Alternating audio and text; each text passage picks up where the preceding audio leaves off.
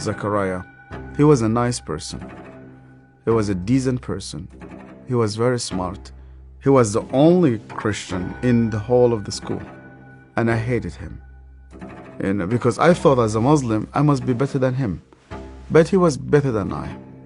We start to beat him every single day that we come to school.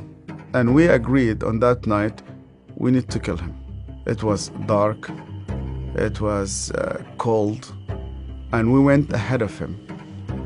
And we were 5 of us. We climbed a tree and we waited there. And from far away, we saw that a torch coming. And the light became bigger and bigger as it approaches us. And the minute that he just went under the tree, we jumped at him. He was crying, he was screaming, he was shouting. We broke his arm, we broke his leg. He started to bleed. And because he started to scream and begging for help, I put my hand in his mouth so that no noise will come out of him. Similar when you are slaughtering a sheep, it's just shivering, and the others were beating him. I felt very proud. You were actually doing something for Allah. You want to please Him. And suddenly, he could no longer breathe, and we could not hear his voice. We left him in the wood between life and death. We went back, you wash yourself, and you pray. And Zachariah never came back. I've never seen him again. I was born and raised up in a very, very fanatic Muslim family. When I was a child, my father brought me to a Quran school. I was only 8 years old, and my father just dropped me there. They shaved my head. We sat in a circle. The shaykh sat in the middle of this circle, and he has a very long whip. I was forced to memorize the Quran. Every mistake that you do, this whip will just come right in the middle of your head. You're not allowed to cry, because in our culture they tell you men never cry. I was crying every single night. And they told me, you belong to the Islamic Ummah, and that's why you fight for it, you stay loyal to it. I started to hate people, to hate everybody who's not a Muslim. And I especially used to hate the Jews. So I was preparing myself to go and fight for Allah in the jihad. But every night I went to bed, and when we put the light off, I did not know what will happen with me if I die. My cousin was severely sick, and the doctors, they said he's going to die. They gave him only a couple of days. And one day came 2 people. They were Coptic Christians. And one of them wanted to greet me. And then I saw he had a cross. And then I pulled my hand back. I said, well, I'm not going to touch a hand with a cross. And then he said to me, we hear that this child is sick. We would like to pray for him.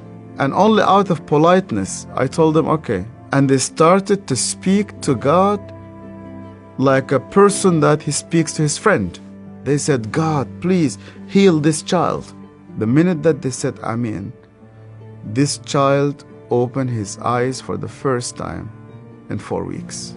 He started to move his hands. He started to speak. He sat down in his bed and he started to walk. And one of those 2 persons who prayed sat down with me, and he said to me, you know what? The real miracle is that God wants to change your heart. Do you believe that Yeshua is alive? And I told him, yeah. Because according to the Islamic tradition, God took him to heaven and he's alive and he will come back one day. And he said to me, because he's alive, you can speak to him. That changed my entire life. And when I started to read the scripture, nobody needed to convince me to love the Jewish people. The only way for Muslims to start to love the Jews is when they meet Yeshua. I loved my family, I loved my father, I loved my mother, and I loved my community. And when I decided to follow Yeshua, my grandfather and my father said to me, "You are no longer one of us." They made a funeral. They invited friends and family. They brought a coffin to the cemetery, and they said, "Our son is dead." To be declared dead with no family, I said to God, "Where are you?"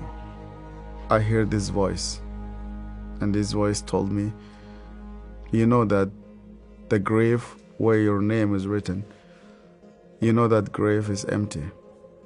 And guess what? My grave is also empty." I went to Egypt for the first time after many years, and I was in a pastoral conference. And one of the Sudanese pastors came to me, it's an elderly man, gray hair, started to speak to me, and he asked me, "Where did you come from?" I told him my story. He started to cry. And then I asked him, "Why are you crying?" And he said to me, "Do you remember me? My name is Zachariah."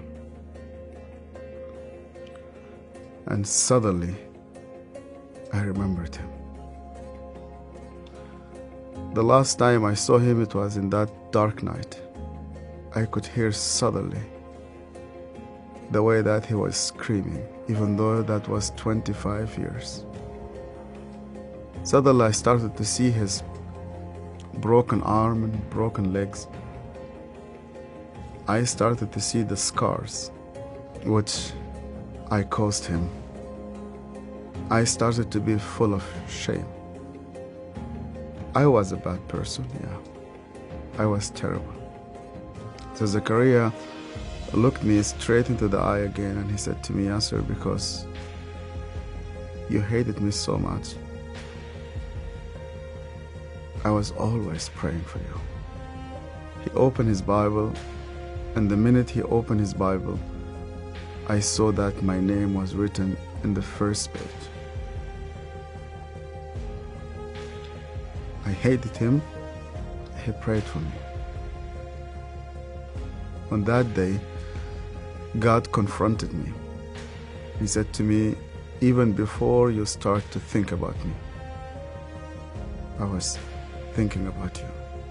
To love those who hate you, you need someone whose name is Yeshua."